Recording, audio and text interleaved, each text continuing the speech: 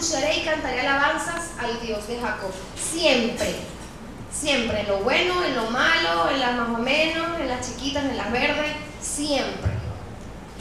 En el capítulo 16, del versículo 25 al 40, vemos que en la alabanza hay liberación propia y de otros. Recordemos allí cuando David alababa con el arperio para el rey Saúl, que era atormentado, y dice que cuando él alababa, el espíritu se iba, había liberación.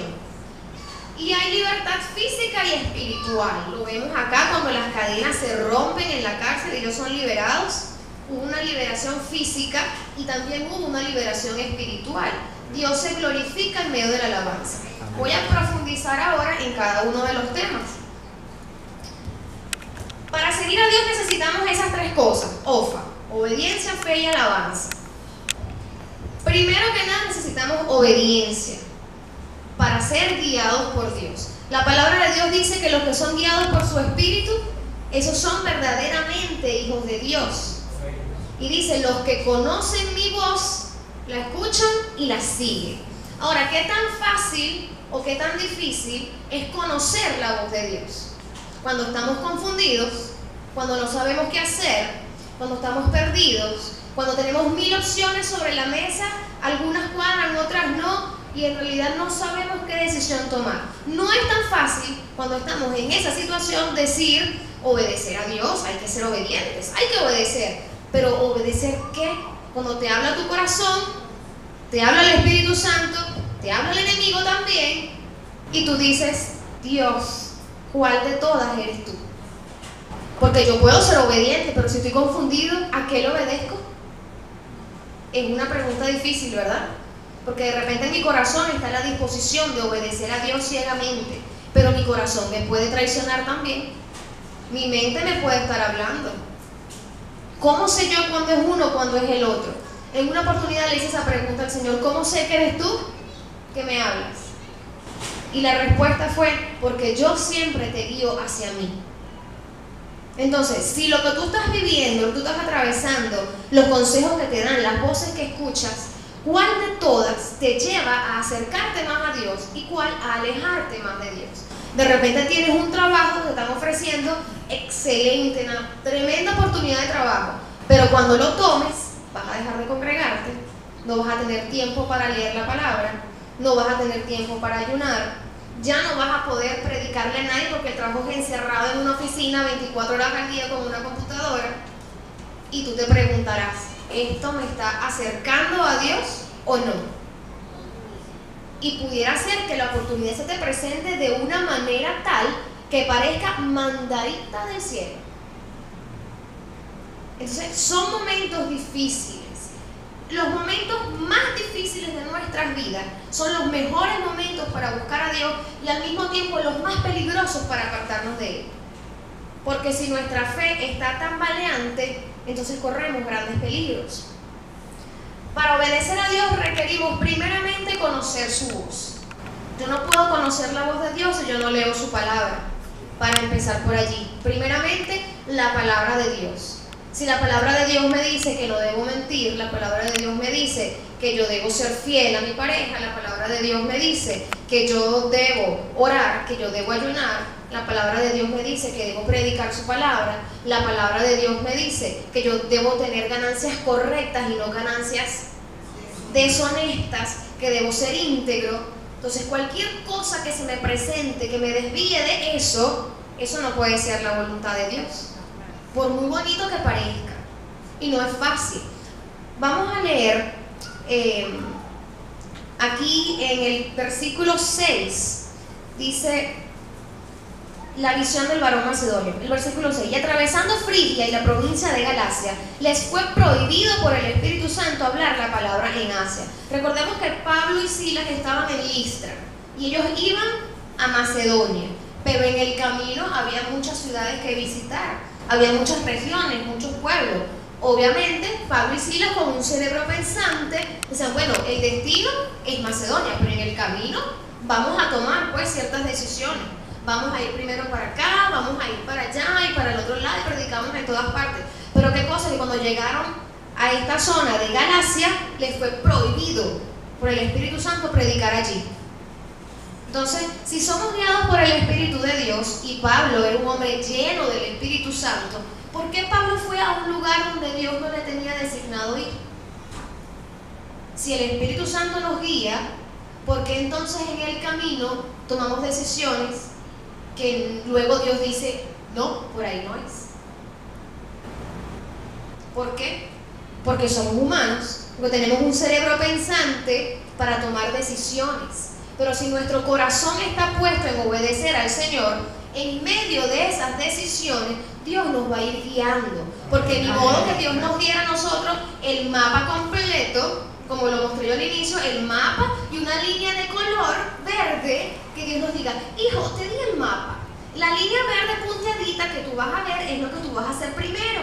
Después la línea verde recta es lo que vas a hacer después. Oíste, sigue el mapa y te dejo aquí la voz de un GPS que te va a ir hablando, gira a la izquierda, ahora gira a la derecha, siga de recto 50 metros. O sea, Dios no nos deja un GPS con un mapa específico de cada detalle. Dios nos dice, estás aquí y vas a ir para allá. No nos dice más. Y yo creo que en toda la historia bíblica que yo he leído, no he conseguido todavía uno que Dios le haya dicho con así, bueno, a Noé, pero porque tenía que hacer el arca. Pero Dios no le dijo a Noé desde un principio, mira Noé, voy a mandar un diluvio, tú te vas a quedar aquí bajo el techito, haz la arca así, cuando la tengas lista, después es que yo voy a mandar el agua, después voy a cerrar la puerta, tú no la vas a poder abrir, y después la gente va a querer subir y no va a poder. Oíste, pero no te preocupes, que después que el agua baje, yo te voy a poner a ti en una tierra seca y ahí todo va a ser fino. O sea, Dios no le dio a Noé todos esos lujos y detalles, ¿verdad que no?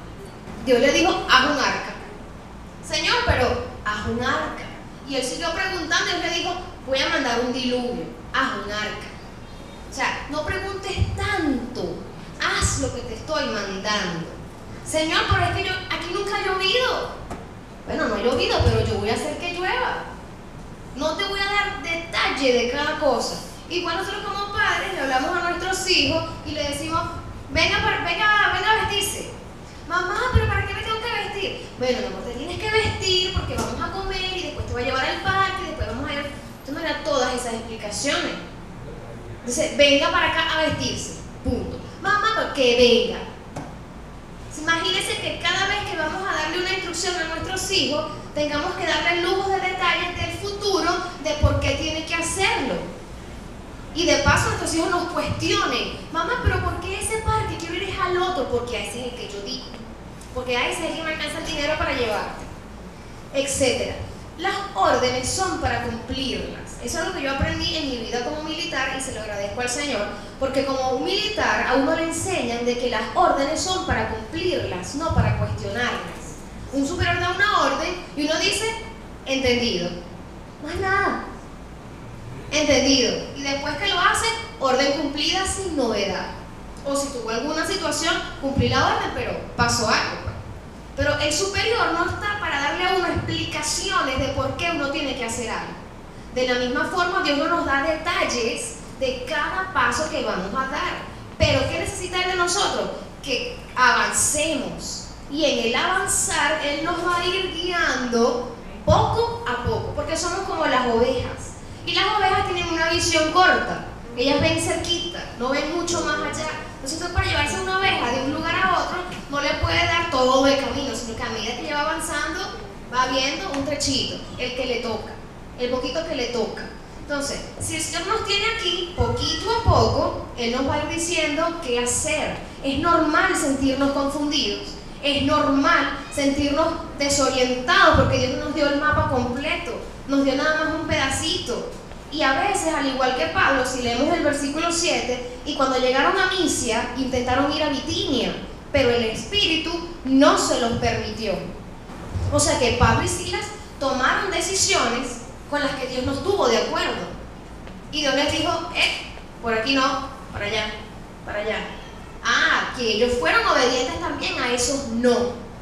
No quiere decir que usted para tomar una decisión tiene que esperar que descienda Dios del cielo en una iluminación y se le presente en una nube y diga, hijo, toma ese trabajo, que te lo mando yo.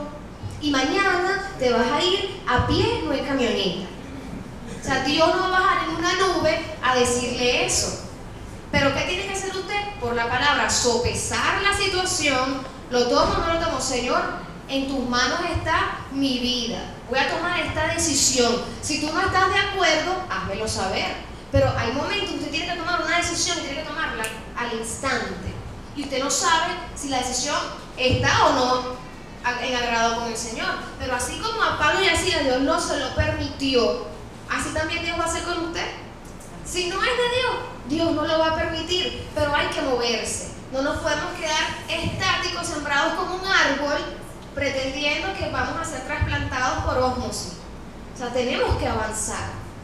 Que en el camino Dios nos va a ir guiando. ¿Dónde está el conocer la palabra del Señor? En ser sensibles a su palabra.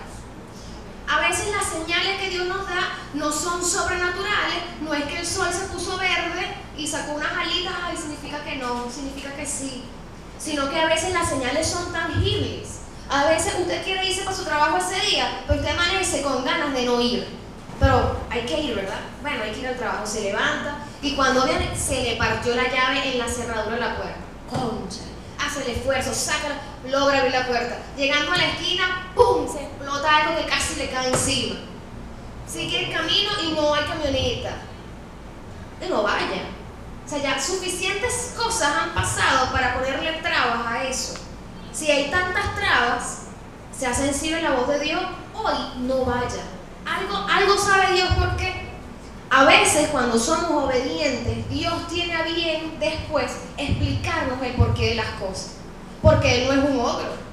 Si nosotros como hijos le pedimos explicación después de haber obedecido, entonces Dios nos puede dar una explicación. Hijo, mira, por esto, por esto, por esto y por esto era que yo no quería que tú tomaras esa decisión. O fue por esto que yo te llevé a tomarla, pero no antes de cumplirla.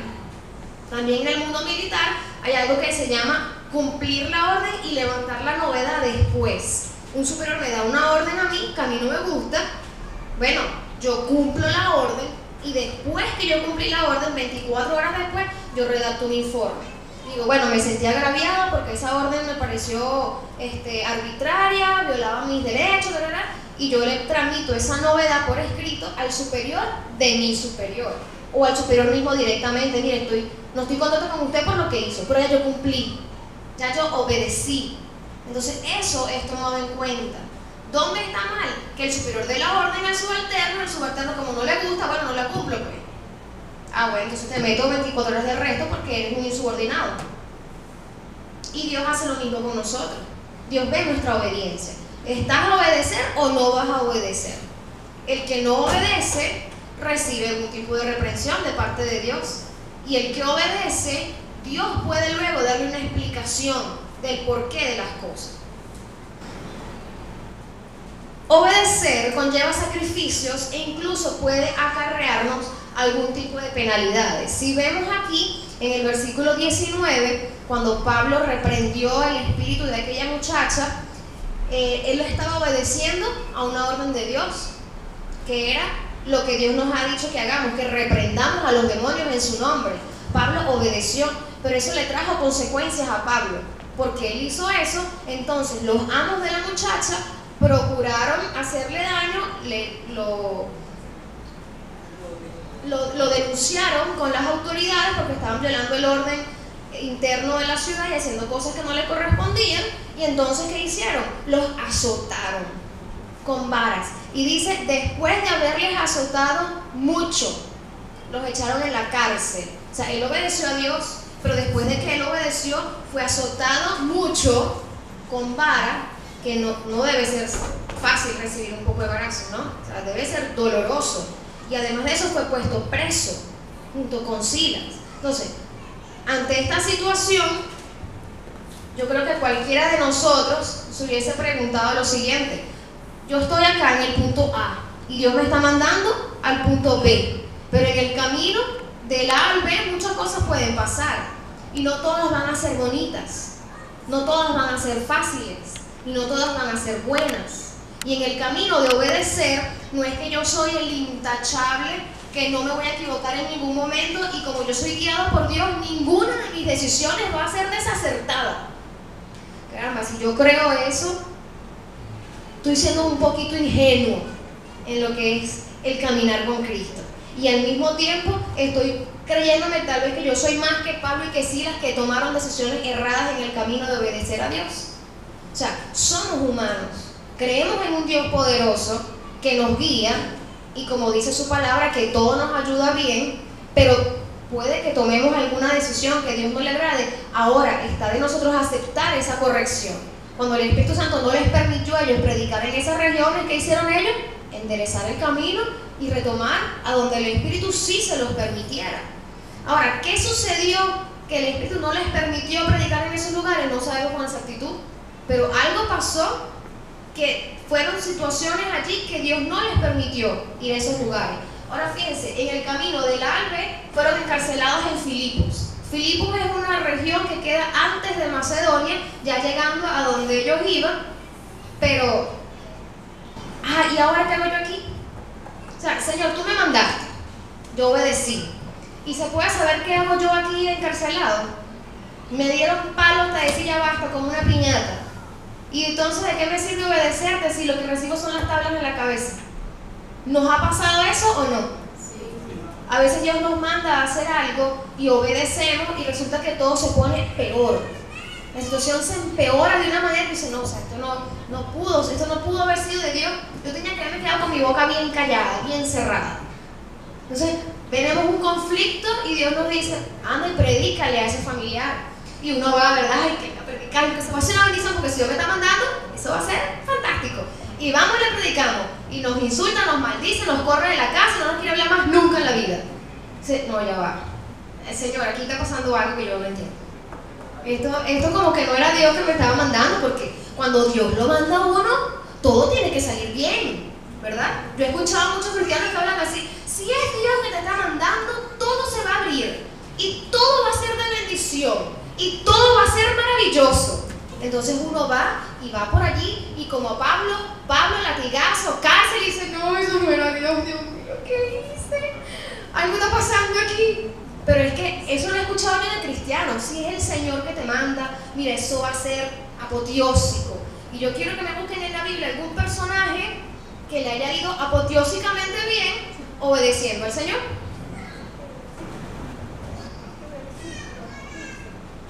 Confía en Jehová con todo tu corazón y no te apoyes en tu propia prudencia. Reconócelo en todos tus caminos y Él enderezará tu vereda. Amén. Así es, Él enderezará tu vereda, porque nuestras veredas son bien torcidas, ¿verdad? Son bien pedregosas. Nuestros caminos no son, el que viene al Evangelio creyendo que aquí va a encontrar un piso asfaltado hasta la meta, viene bien confundido de camino. Este es un camino lleno de montañas, lleno de huecos, lleno de piedras, lleno de montes, y hay que ir superando obstáculos. Pero yo no puedo empezar el camino pretendiendo que Dios me muestre la meta. No, ya vamos por partes. Cuando uno entra a la universidad, uno no pretende, cuando le dan el pensum, uno ve los nombres de las materias, pero no es que entraste a la universidad y ya viste toda la carrera y ya te estás graduando. No, ya va. Te vas a graduar, sí, pero yo no te voy a dar todas las materias de un solo sopetón. Tienes que irlas viendo una por una. Pero, ¿y cómo voy a hacer con matemáticas 5 si con la 1 estoy pariendo?